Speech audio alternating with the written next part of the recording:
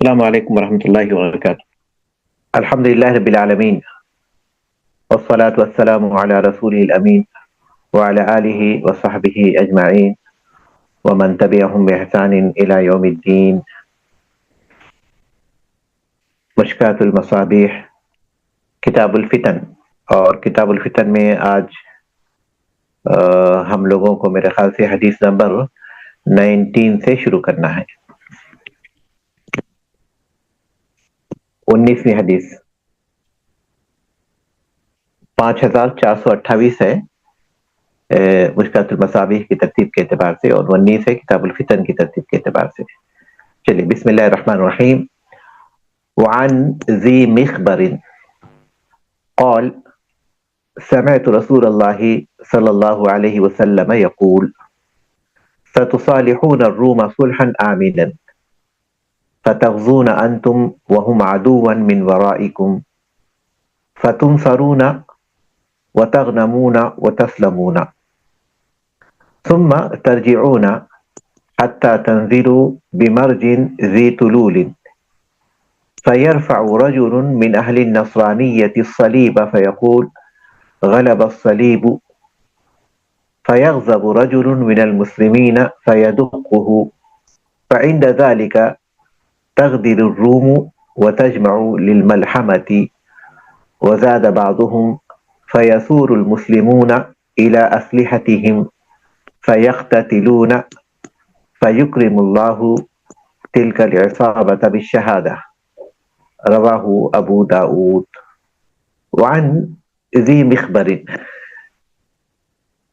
ذی مخبر رضی اللہ تعالیٰ عنہ سے روایت ہے، قال سمعت رسول اللہ صلی اللہ علیہ وسلم یقول، کہتے ہیں کہ میں نے اللہ کے رسول صلی اللہ علیہ وسلم کو فرماتے ہوئے سنا، ستصالحون الروم صلحا آمنا، رومیوں سے تم صلح کرو گے، رومیوں کے ساتھ تم صلح کرو گے امن کے ساتھ۔ یہ صلح امن کے ساتھ ہوگی، ایسی صلح جو امن کے ساتھ ہوگی، امن سے موصوف ہوگی، امن کی صفت اس میں پائی جا رہی ہوگی۔ رومیوں سے تم صلح کرو گے، رومیوں سے تم امن کا معاہدہ کرو گے، یہ ایسی صلح کرو گے جو امن و امان کے ساتھ ہوگی۔ فتغزون انتم وہم عدوا، تم اور وہ ایک دشمن سے جنگ کرو گے،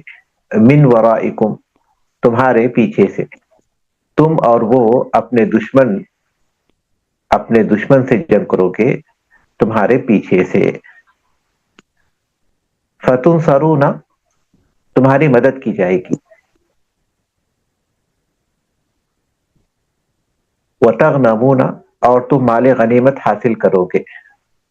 وتسلمون، اور تم سلامت رہو گے، امن میں رہو گے، ثم ترجعون، پھر تم واپس آؤ گے، حتی تنزلوا بمرج، یہاں تک کہ ایک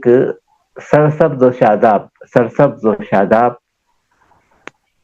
جگہ پر تم اترو گے، یہاں تک کہ تم اترو گے ایسی جگہ پر جو سرسبز و شاداب ہوگی، ذی تلول، بلند جگہ پر ہوگی، جس کی سطح بلند ہوگی، ذی تلول، اونچائی پر۔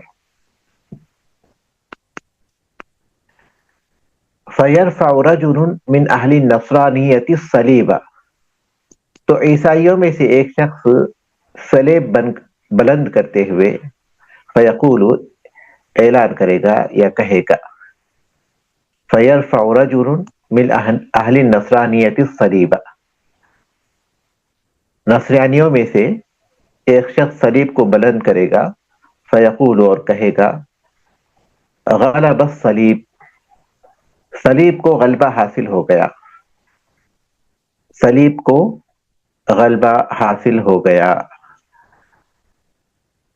فیغضب رجل من المسلمین، مسلمانوں میں ایک شخص کو غصہ آئے گا، فیغضب رجل من المسلمین فیدقہ، مسلمانوں کا ایک شخص غصے میں آ کر اس سلیب کو توڑ ڈالے گا، مسلمانوں میں ایک شخص غصے میں آ کر اس سلیب کو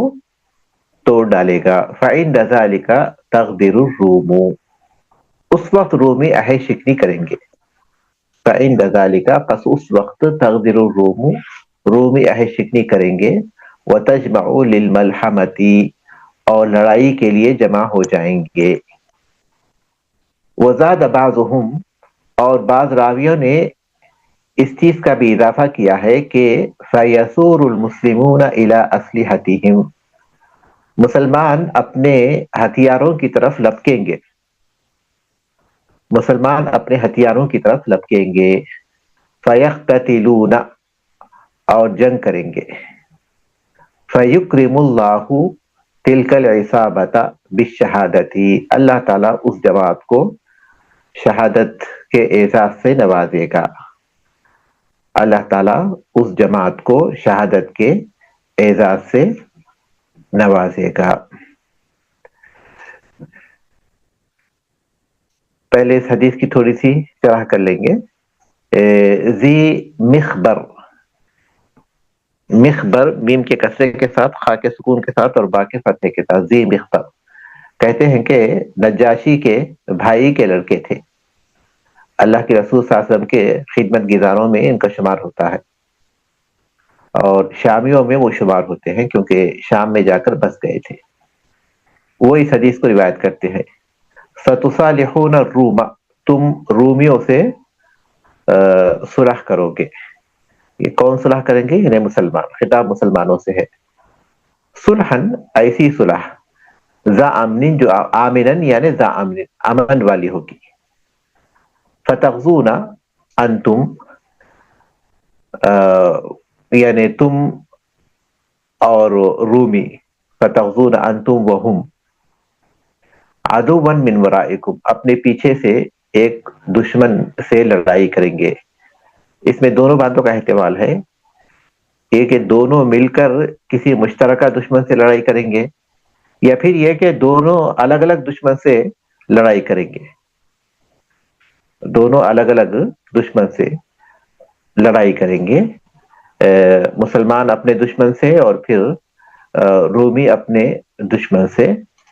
فتح سرونا، جس میں مسلمانوں کی مدد کی جائے گی، اللہ تعالیٰ ان کو غلبہ عطا کرے گا، اور اس کے نتیجے میں وَتَغْنَمُونَ، مال غنیمت حاصل ہوگا، وَتَسْلَمُونَ، اور مسلمان محفوظ رہیں گے، تم محفوظ رہو گے قتل سے اور جنگ میں کسی بڑے نقصان سے، ثُمَّ تَرْجِعُونَ، پھر واپس لوٹیں گے اپنے مقام پر، حَتَّى تَنزِلُوا، یہاں تک کہ تم اترو گے واپسی میں، تم اور رومی، بِمَرْجٍ، باغ کو کہتے ہیں، سرسبز و شاداب، وسیع مقام کو کہتے ہیں، ایسا مقام جو سرسبز و شاداب ہو، وسیع ہو، اس کو جو ہے مرج کہتے ہیں، ذی طلول، مرتفع مقام، یعنی ایسی جگہ جو جس کی سطح اونچائی پر ہو،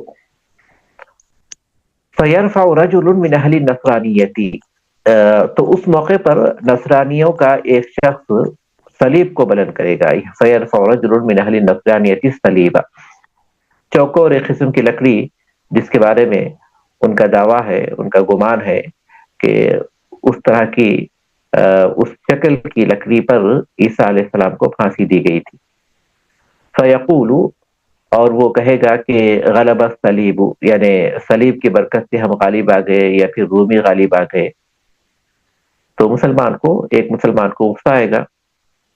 فَيَغْضَبُ رَجُلٌ مِّنَ الْمُسْلِمِينَ فَيَدُقُّهُ، اور وہ صلیب کو توڑ دے گا، فَعِنْدَ ذَلِكَ تَغْدِرُ الرُّومُ، اس موقع پر رومی عہد شکنی کریں گے، عہد کو توڑ دیں گے، وَتَجْمَعُ، یعنی وہ جمع ہوں گے، لِلْمَلْحَمَةِ، جنگ کے لیے، اور بعض جو راویوں نے اضافہ کیا ہے کہ مسلمان بھی اس موقع پر فَيَسُورُ، المسلمون الی اسلحتہم، مسلمان بھی اپنے ہتھیاروں کی طرف دوڑ پڑیں گے، لپکیں گے. فیقتتلون، جنگ کریں گے، لیکن فیکرم اللہ تلک العصابہ، اللہ تبارک تعالیٰ بالشہادتی، اللہ تعالیٰ اس جماعت کو، مسلمانوں کی اس گروہ کو شہادت سے نوازے گا. احیاء عند ربہم یرزقون فرحین.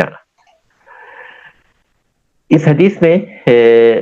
اللہ کے رسول صلی اللہ علیہ وسلم نے مستقبل میں پیش آنے والے بعض جنگوں کے بارے میں خبر دی ہے، اور اس میں ایک صلح کے بارے میں بتایا آپ نے، جو رومیوں میں اور پھر مسلمانوں کے درمیان ہوگی، اور پھر رومیوں کی طرف سے اس کی عہد چٹنی ہو جائے گی. اور اس کے یہ صلح کب ہوگی اور یہ کتنے سالوں تک باقی رہے گی یہ واضح نہیں ہے، لیکن رسول اکرم صلی اللہ علیہ وسلم نے اس موقع پر جو صورتحال پیش آئے گی اس کو بیان کیا کہ مسلمان اور رومی اپنے مشترکہ دشمن سے یا پھر اپنے اپنے دشمن سے لڑائی کریں گے، اور پھر ان کے درمیان صلح ہو جائے گی، مسلمانوں کے اور رومیوں کے درمیان اپنے دشمن سے لڑنے کے بعد، یا پھر صلح رہے گی، اس کے بعد اسی حالت میں وہ لوگ اپنے اپنے دشمن سے لڑیں گے، تو وہاں ان کو غلبہ ہوگا اور پھر مسلمانوں کو مال بھی حاصل ہوگا اور مسلمان محفوظ بھی رہیں گے. پھر واپسی میں کسی سرسبز و شاداب اونچائی پر واقع کسی مقام پر رکیں گے تو کوئی رومی جو ہے صلیب بلند کر کر کہے گا کہ صلیب غالب آ گیا، تو مسلمانوں میں سے کسی شخص کو غصہ آئے گا اور وہ صلیب کو توڑ دے گا، تو وہاں پھر وہ لوگ عہد شکنی کریں گے اور اپنی فوج کو جنگ کے لیے جمع کریں گے. تو مسلمان بھی تیزی سے ہتھیار کی طرف لپکیں گے، لیکن اللہ تبارک تعالیٰ ان کو شہادت سے نوازے گا. یہ جو جنگ ہوگی یہ بہت بڑی جنگ ہوگی، اور یہ دوسری حدیث سے معلوم ہوتا ہے کہ شام میں واقع ہوتی ہے، اور اس کے بعد ہی قسطنطین فتح ہوگا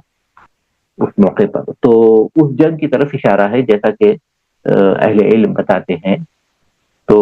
یہ کب واقع ہوگا اس کے بارے میں ہم زمانے کی تحدید نہیں کر سکتے، لیکن جس صورت میں یہاں بتایا گیا ہے اس سے بات معلوم ہوتی ہے کہ اب تک تو واقع نہیں ہوئی یہ چیز اس شکل میں. جو صورت یہاں بتائی گئی ہے اس صورت میں تو اب تک یہ بات واقع نہیں ہوئی، لیکن قیامت کے قریب واقع ہوگی. اور دوسری حدیث میں رومیوں میں اور مسلمانوں میں ایک بڑی جنگ کی جو خبر دی گئی ہے، بظاہر ایسا لگتا ہے کہ یہاں جس جنگ کا ذکر کیا گیا رومیوں کی عہد شکنی کے بعد شاید وہ وہی جنگ ہوگی، واللہ اعلم. اس کے بعد کی حدیث ہے 5429 اور حدیث نمبر 20. وعن عبداللہ ابن عمرو رضی اللہ عنہ عن النبی صلی اللہ علیہ وسلم قال اتركوا الحبشة ما تركوكم فإنه لا يستخرج كنز الكعبة إلا ذو السويقتين من الحبشة إلا ذو السويقتين من الحبشة رواہ ابو داؤد. عن عبداللہ ابن عمرو رضی اللہ تعالیٰ عنہما، عبداللہ ابن عمرو رضی اللہ تعالیٰ عنہما سے روایت ہے، یعنی نبی صلی اللہ علیہ وسلم، وہ نبی کریم صلی اللہ علیہ وسلم سے روایت کرتے ہیں، اترک الحبشۃ، حبشیوں کو چھوڑ دو، یعنی ان سے کوئی تعارض مت کرو. ما ترکوکم، جب تک وہ تمہیں چھوڑے رکھیں، یعنی جب تک وہ تم سے کوئی تعارض نہ کرے. فَإِنَّهُ لَا يَسْتَخْرِجُ كَنْزَ الْكَعْبَةِ إِلَّا ذُو السُّوَيْقَتَيْنِ مِنَ الْحَبَشَةِ، کیونکہ کعبے کا خزانہ باریک پنڈلیوں والا حبشی ہی نکالے گا. کعبے کا خزانہ باریک پنڈلیوں والا حبشی ہی نکالے گا. حبشیوں کو چھوڑے رکھو، یعنی ان کو چھوڑ دو، ان سے کوئی تعارض نہ کرو، انہیں کچھ مت کہو جب تک کہ وہ تم سے تعارض نہ کرے. کعبے کا خزانہ ایک حبشی ہی نکالے گا جو باریک پنڈلیوں والا ہوگا. حبشہ یہ سودان ہی کی ایک قسم ہے، سودان ہی پر اس کا اطلاق ہوتا ہے. اللہ کے رسول صلی اللہ علیہ وسلم کے پاس جو ریاست تھی حبشہ کی، اللہ کے رسول صلی اللہ علیہ وسلم کے دور میں وہاں ایک انصاف پسند بادشاہ تھا، اسحما نام تھا ان کا، جو نجاشی کے لقب سے معروف تھے، اور وہ مسلمان بھی ہوئے تھے. تو وہ اس کا ایک حصہ ہے، اس علاقے کا ایک حصہ ہے جس کا یہاں ذکر آیا ہے. تو ان کو چھوڑ دو، مطلب یہ کہ ان سے کوئی جنگ وغیرہ مت کرو، ما ترکوکم ما دام انہم ترکوکم، جب تک کہ وہ لوگ تم سے کوئی تعارف نہیں کرے. فإنہ لا یستخرج کنز الکعبۃ، کعبے کے خزانے کو نہیں نکالے گا. کعبے کے خزانے سے مراد وہ خزانہ ہے جو شاید کعبے کے نیچے مدفون ہو، یا پھر یہ کہ اللہ تبارک و تعالیٰ کعبے میں کوئی خزانہ پیدا کرے گا، یا پھر یہ کہ کعبے میں جو بھی چیز ہوگی وہ یہاں بتائی جا رہی ہے. تو نہیں نکالے گا مگر ذو السویقتین، دقیق الساقین، جس کی پنڈلیاں باریک ہوں، من الحبشتی، وہ حبشے میں سے ہوگا. ہو سکتا وہ اس کا امیر ہوگا اس فوج کا، یا پھر یہ کہ اس فوج میں جو لوگ ہوں گے ان کی بڑی تعداد حبشہ سے ہوگی. ان کی بڑی تعداد بہت ممکن ہے کہ حبشہ سے ہوگی، اس لیے اس کو یہاں تعبیر کیا گیا. حقیقت یہ ہے کہ یہ اللہ کے رسول صلی اللہ علیہ وسلم سے مروی ایک طویل حدیث کا ایک مختصر سا حصہ ہے. خندق کے کھدائی کے دوران جب مسلمانوں نے اس کی کھدائی کا آغاز کیا تھا، سلمان فارسی رضی اللہ تعالیٰ عنہ کے مشورے کے بعد، جو عرب کی جماعتیں مدینے پر حملہ کرنے والی ہیں ان سے دفاع کرنے کے لیے شوال سن 4 ہجری میں. تو اس حدیث میں اللہ کے رسول صلی اللہ علیہ وسلم جب وہ خندق کھودنے کا حکم دیا تھا تو ایک بڑی چٹان آ گئی، بہت سخت تھی، مسلمان اس کو جو ہے توڑ نہیں پا رہے تھے. تو اللہ کے رسول صلی اللہ علیہ وسلم کو بتایا گیا کہ تو اللہ کے رسول صلی اللہ علیہ وسلم نے کڑھالی لی تھی، اور پھر آپ نے چادر کو ایک کنارے پر رکھا تھا، اور آپ صلی اللہ علیہ وسلم نے فرمایا تھا وَتَمَّتْ کلمۃ ربک صدقا وعدلا لا مبدل لکلماتہ وهو السمیع العلیم. اور اللہ تبارک تعالیٰ کی باتیں سچائی اور انصاف کے ساتھ مکمل ہوگی، اس کے کلمات کو کوئی بدلنے والا نہیں، وہ سننے والا اور پھر جاننے والا ہے. اس کے بعد آپ صلی اللہ علیہ وسلم نے اس چٹان کو مارا تھا تو 1/3 چٹان ٹوٹ گیا. سلمان رضی اللہ تعالیٰ دیکھ رہے تھے رسول اکرم صلی اللہ علیہ وسلم کے اس عمل کو تعجب کے ساتھ. رسول اکرم صلی اللہ علیہ وسلم نے جب ایک بار چٹان کو مارا تھا تو اس سے ایک روشنی نکلی تھی، ایک چمک پیدا ہوئی تھی جس نے اس چٹان کو روشن کیا تھا. اس چمک کی وجہ سے پھر اللہ کے رسول صلی اللہ علیہ وسلم نے دوسری بار ماری، یہی پڑھا وَتَمَّتْ كَلِمَةُ رَبِّكَ صِدْقًا وَعَدْلًا لَا مُبَدِّلَ لِكَلِمَاتِهِ وَهُوَ السَّمِيعُ الْعَلِيمُ. تو مزید 1/3 چٹان جو ہے ٹوٹ گئی تھی. اور پھر اس وقت بھی انہوں نے سلمان فارسی رضی اللہ تعالیٰ نے ایک چمک دیکھی تھی. تب رسول اکرم صلی اللہ علیہ وسلم نے تیسری مرتبہ وَتَمَّتْ كَلِمَةُ رَبِّكَ صِدْقًا وَعَدْلًا لا مبدل لکلماتہ وهو السمیع العلیم پڑھ کر تیسری مرتبہ اس کو مارا تو باقی جو چٹان تھی وہ بھی ریزہ ریزہ ہو گئی تھی. تو اللہ کے رسول صلی اللہ علیہ وسلم اس کے بعد وہاں سے نکلے، کو چٹان کو توڑنے کے بعد اپنی چادر آپ نے لی اور اپنے جسم مبارک پر اسے باندھ لیا اور بیٹھ گئے. تو سلمان فارسی رضی اللہ تعالیٰ نے کہا کہ اللہ کے رسول صلی اللہ علیہ وسلم جب آپ نے چٹان پر مارا تھا تو میں نے ایک چمک دیکھی تھی. تو اللہ کے رسول صلی اللہ علیہ وسلم نے کہا کہ تم نے اسے محسوس کیا؟ تو انہوں نے کہا کہ ہاں میں نے اسے دیکھا. تو رسول اکرم نے فرمایا کہ انہوں نے پوچھا کہ وہ چمک کیا تھی؟ تو آپ نے فرمایا کہ وہ جب میں نے پہلی مرتبہ مارا تو کسرا کے جو شہر ہے اور اس کے آس پاس مدائن اور اس کے آس پاس جو بہت سے شہر ہیں وہ مجھے دکھائی دیے، یعنی وہ شہر دکھائی دیے جو کسرا کی حکومت کے تابع ہوتے ہیں. اور کسرا یہ فارسیوں کے بادشاہ کا لقب ہے. میں نے ان کو اپنی آنکھوں سے دیکھا. تو اللہ کے رسول صلی اللہ علیہ وسلم سے صحابہ نے کہا کہ اللہ کے رسول صلی اللہ علیہ وسلم آپ دعا کیجئے کہ اللہ تعالیٰ ہمیں اس پر فتح عطا کرے اور اسے مال غنیمت میں اللہ تعالیٰ ہمیں عطا کرے اور ان کے شہروں کو ہمارے ہاتھوں سے اللہ تبارک تعالیٰ برباد کرے. تو اللہ کے رسول صلی اللہ علیہ وسلم نے اس کی دعا کی. اس کے بعد کہ ان کو فتح اللہ تبارک تعالیٰ اس شہر کو ان کے لیے فتح کرے. اور پھر یہ بات سعد بن ابی وقاص رضی اللہ تعالیٰ عنہ کے ذریعے جب سن 14 ہجری میں قادسیہ کی بڑی جنگ واقع ہوئی تو پھر اس کے بعد مدائن بھی فتح ہو گیا جو ان کا پائے تخت تھا. اور اس کے بعد اللہ کے رسول صلی اللہ علیہ وسلم نے جب دوسری چٹان کے دوسری مرتبہ جو روشنی نکلی تھی یا چمک نکلی تھی اس کے بارے میں کہا کہ قیصر کے جو شہر ہیں وہ مجھے دکھائے گئے، روشن ہو گئے اس کے آس پاس کے، یعنی وہ شہر جو قیصر رومیوں کے بادشاہ کا لقب ہے اس کے حکومت کے تحت آتے ہیں، میں نے انہیں اپنی آنکھوں سے دیکھا. تو صحابہ نے کہا کہ اللہ کے رسول صلی اللہ علیہ وسلم اللہ سے دعا کیجیے کہ اللہ تعالیٰ ہمیں اس پر فتح عطا کرے اور ہمیں غنیمت میں عطا کرے اور ان کے شہروں کے ہمارے ہاتھوں سے برباد کرے. تو اللہ کے رسول صلی اللہ علیہ وسلم نے ان کے لیے دعا کی. تیسری مرتبہ اللہ کے رسول صلی اللہ علیہ وسلم نے کہا کہ مجھے حبشہ کے جو شہر ہیں وہ دکھائی دے، حبشہ اور اس کے آس پاس کے قریے. میں نے انہیں اپنی آنکھوں سے دیکھا. تو اس کے بعد صحابہ نے یہ درخواست کی تو اللہ کے رسول صلی اللہ علیہ وسلم نے اس موقع پر کہا یہ بات، جو اس حدیث کا ایک چھوٹا سا حصہ اب ہم لوگ پڑھے ہیں، دعوا الحبشۃ وما دعوکم.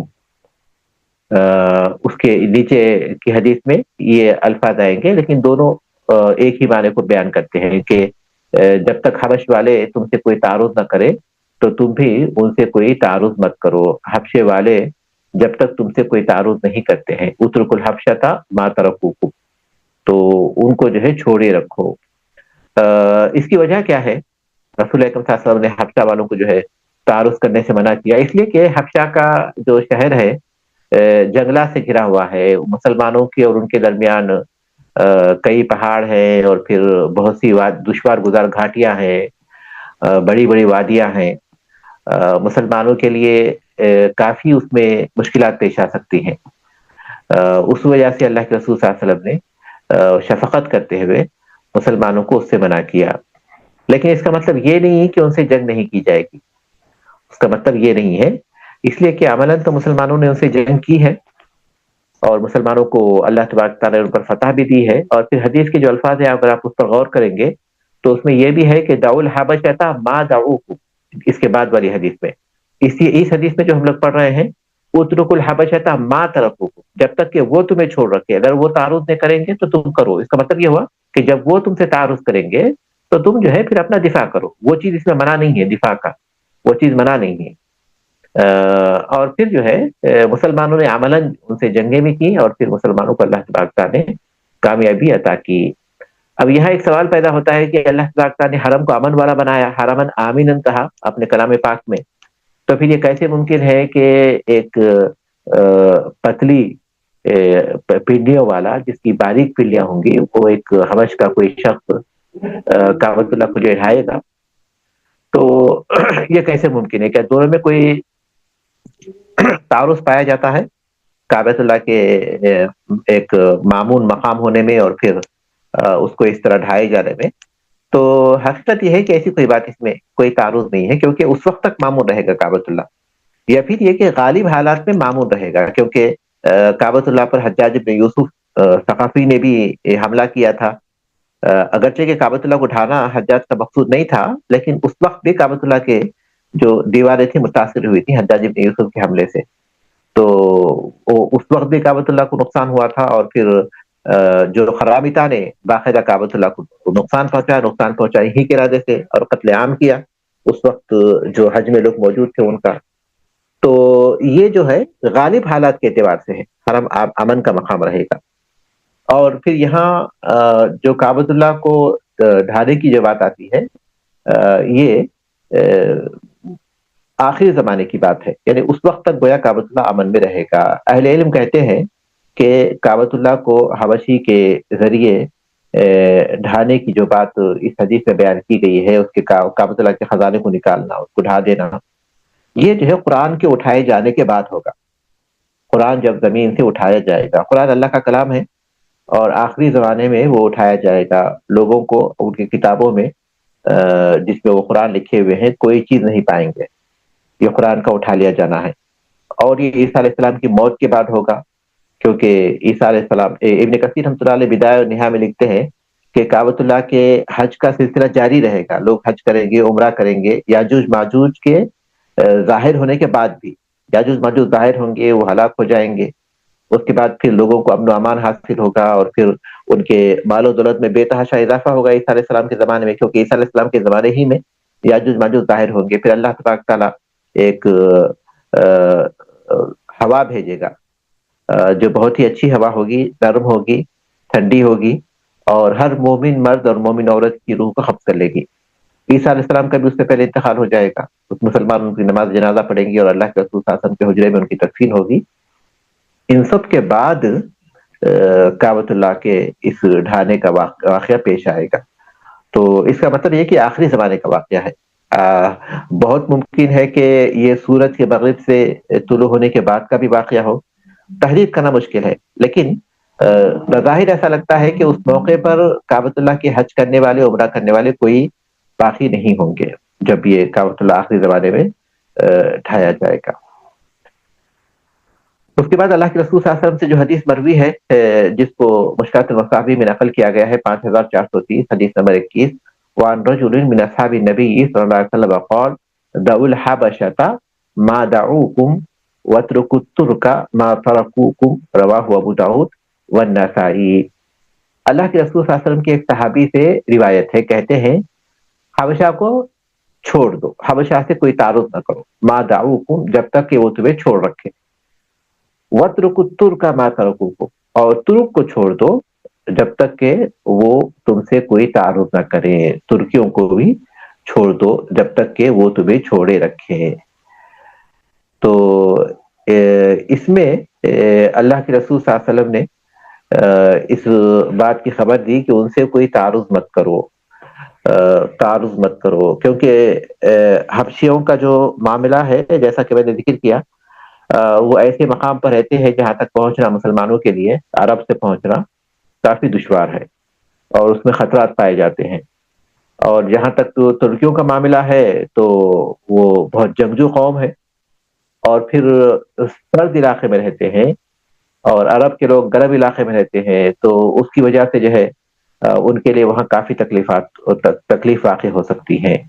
تو اس لیے اللہ کے رسول صلی اللہ علیہ وسلم نے اپنے امت پر مہربانی کرتے ہوئے، کیونکہ اللہ کے رسول صلی اللہ علیہ وسلم کی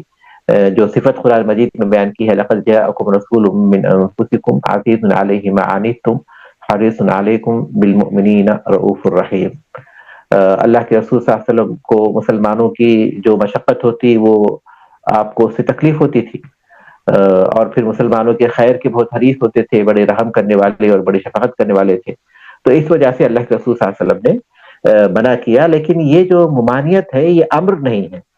امر نہیں ہے، کیونکہ اللہ کے رسول صلی اللہ علیہ وسلم نے اس کو مشروط رکھا تھا جب تک کہ وہ تمہیں چھوڑ رکھے۔ یہی وجہ ہے کہ مسلمانوں کی ان کے ساتھ جنگیں ہوئی، مسلمانوں کی ایک زمانے تک تو مسلمان ان سے الگ رہے، لیکن اس کے بعد پھر باقاعدہ جنگیں ہوئی اور اللہ تبارک و تعالیٰ نے مسلمانوں کو اس میں کامیابی بھی عطا کی، اور پھر یہ جو یہاں سے بہت سی فوجیں نکلی تھیں تو تاتاریوں کی فوجیں، وہ حقیقت میں ترک ہی تھے، مسلمان شہروں میں داخل ہوئے تھے اور بڑا قتل عام انہوں نے کیا تھا، پھر مسلمان بھی بعد میں ان سے جنگ کیے تھے،